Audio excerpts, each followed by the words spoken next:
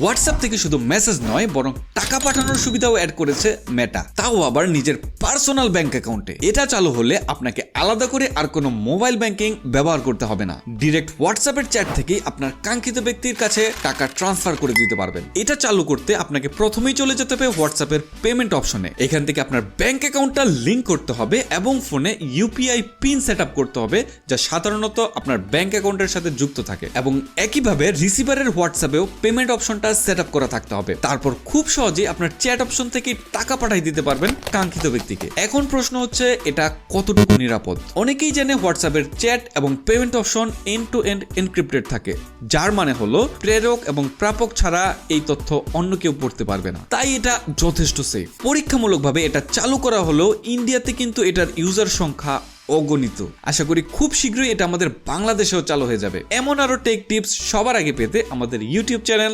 Subscribe করে রাখুন।